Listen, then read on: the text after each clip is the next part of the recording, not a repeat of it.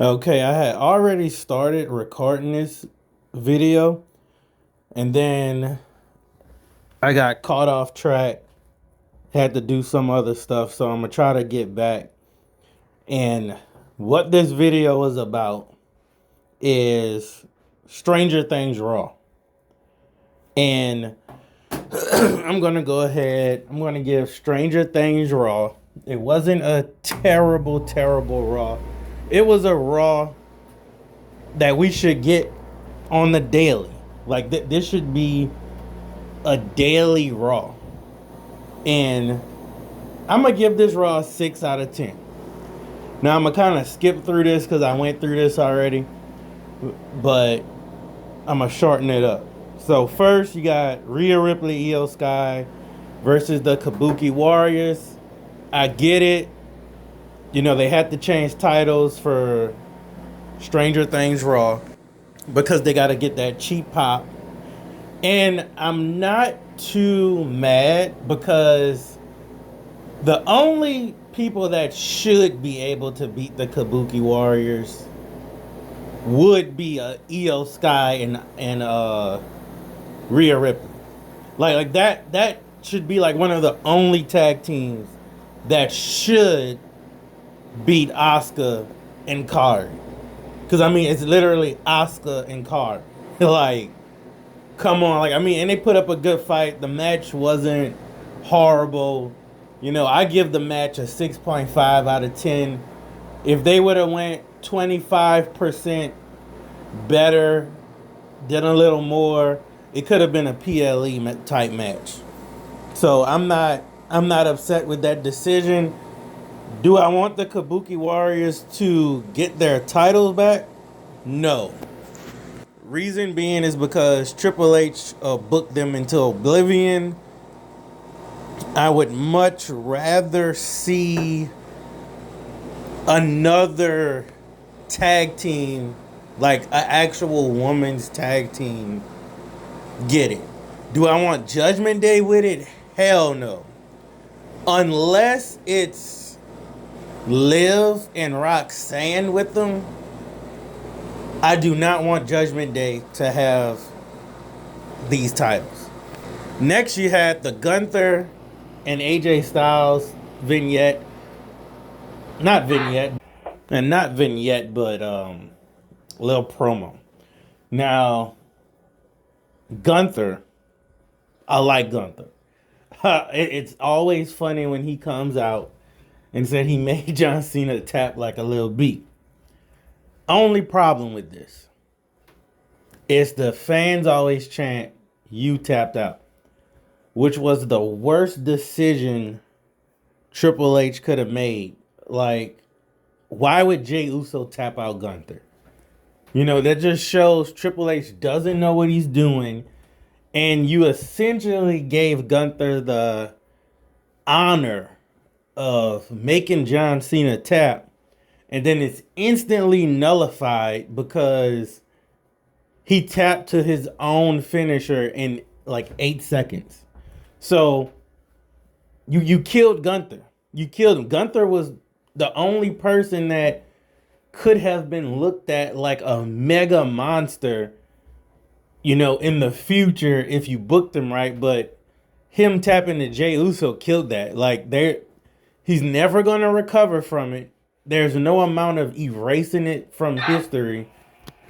Like, it essentially doesn't matter. And no one cares about AJ Styles versus Gunther. I'm sorry. No one wants to see that unless there's a title or some kind of stipulation on the line. So, next. Now you have Maxine Dupree versus Becky Lynch. And I really like Maxine Dupree with a title. You know, I'm glad she lost it. You know, she didn't need one of those 200-day reigns. You know, Becky Lynch getting it, perfectly fine. You know, Becky Lynch is just going to be a transitional champion at this point. You know, let Becky Lynch drop this at Royal Rumble. You know, who can Becky Lynch feud with, you know, to build up something to the Royal Rumble. Very easy. You know, the easiest decision what I would go with would be Ivy Now. You know, Ivy Now is a heel, but I don't think people would care if you did a Becky Lynch versus Ivy Now. You know, you don't want to do heel versus heel, but this could be like a road to... No, this could be like a road to the championship for Ivy Now. And, you know, you get the belt on Ivy Now. And then you would have to continue to book her properly. You know, we want to see an Ivy Now run. And then you can throw Becky Lynch into the women's championship title picture. I think that's the only way to do it. And while you have Ivy Now as champion, you can start building up some other people who works in the women's division to job out to her. You know, you let Ivy Now keep that Intercontinental Championship. You know, give her a 2-month run. Give her a 2-month run to see, test the waters. You know, I really don't think people would boo Ivy Now. You know, let her kill the people in the Judgment Day. You know, well, she can't really kill Roxanne and Liv. Nah, you don't want to do that. But there's so many other, you know, women that work for WWE that she could be fighting. You know, just let them get jobbed out. You know, let them get some TV time. Next, you know, and one more thing I want to say about Ivy Now. Ivy Now, you know, is an actual good wrestler, so you can make it work. Next is the Usos. No one cares about the Usos at this point. The yeeting has died. The yeet fatigue has sailed. Jey Uso can stay, you know, Yeeterman. He can be the yeet master. But Jimmy Uso has to do something else. At this point, Jimmy Uso cannot come up with another character. And honestly, Jimmy Uso needs to be released. I mean, at this point, Jimmy Uso needs to be released. I don't see, you know, he would never get a rocket on his back. You know, Jay was doing good on his own. People were saying his run was trash. You know, he kind of fumbled that ball.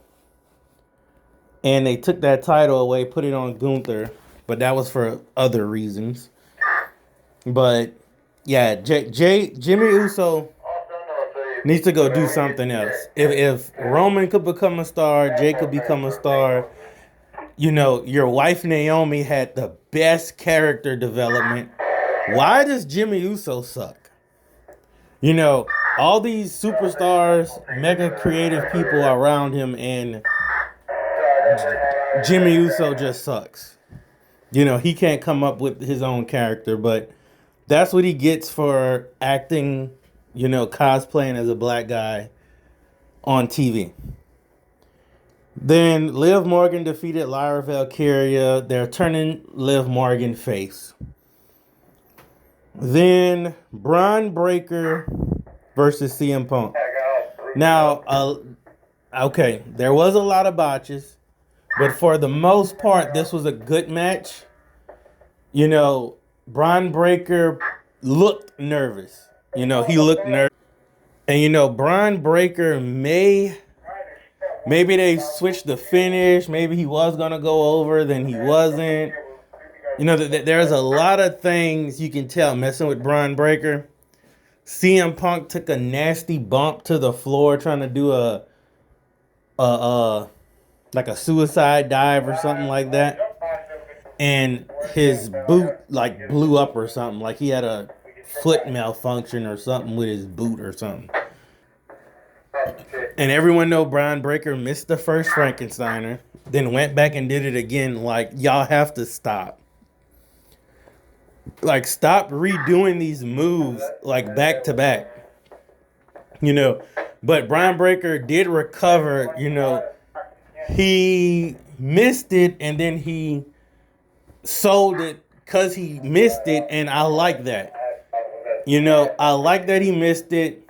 I would have preferred Punk, you know, to do that elbow drop right there. Like, that would have kind of made sense. But I like that he sold it. You know, it is okay to have a botch and turn it into something else. Asuka does it all the time. You know, Bailey does it all the time. Io Sky kind of does it. You know, because they're good enough to make sort of like a botch or miss move. They can kind of turn it into something else, you know, or sell it. But for the most part, you know, overall, I liked it. I liked it. It wasn't as horrible as people are making it. But this is the type of match and build up that should be for a Raw. This should not have been on any PLE whatsoever. This is the type of match that should have been on Raw. This is the type of hype lead up match should have been on Raw. Now, if Brian Breaker and CM Punk want to run that rematch back at Raw Rumble, they could, but this time, you know, just more intensity. You know, honestly, no interference would be perfect, but we're probably going to get a Seth Rollins return, and he's going to stomp Brian Breaker. Now, this Chris Jericho issue, you know, will Chris Jericho come back? I don't know. And even if he did, I have no clue what he would be doing. I don't know who he would be feuding against. You know, would he feud against the Vision? Probably not. Would he feud against Roman Reigns? No. Would he feud against a heel Cody? I doubt it. Would he feud against Gunther? I would like that. I would like to see Chris Jericho feud with a Gunther. That's the only thing that sort of makes sense. I mean, Chris Jericho, you know, if we do put the belt on Brian Breaker, does Chris Jericho come back and fight Brian Breaker? No, because Brian Breaker needs all the wins he can get. You know? So Gunther is like the only heel. You know, if he goes to SmackDown and feud with Drew McIntyre, like, Drew McIntyre don't need any more losses. Honestly, we need to get that belt off of Cody. You know, Cody can turn heel, but a heel Cody would probably suck. I don't think Cody has it in him to really be heel. And Randy Orton he's long gone. But to keep it Raw based, you know, Raw was like a solid 6.5. I mean, the Stranger Things thing was just marketing. You know, you would think they would have some kind of match type to go with the Stranger Things universe. They didn't. You know, this is the time to have, you know, your New Day come out and cosplay. This would have been a perfect time for Bianca, Naomi, Jade, you know, to kind of come out with some Stranger Thing outfits. You know, Rey Mysterio would have had like a Stranger Things mask. You know, all of your people should have had something dealing with Stranger Things. I mean, this didn't even help WWE come back in the global top 10. You know, that's, you know, people think this was to promote Stranger Things. Nah, this was to boost up WWE. You know, Raw has been being trash. ever since they really came to Netflix. But, you know, I don't know. You would think Raw would succeed on Netflix, but Triple H has killed, the WWE. He has ruined wrestling. SmackDown's garbage, Raw is garbage, and being a wrestle YouTuber, we have to watch this garbage. But luckily, Stranger Things Raw wasn't too terrible. Kind of went by fast. We got some title changes, pops. And we got CM Punk versus Braun Breaker. That was okay. So Raw gets a 6.5 out of 10.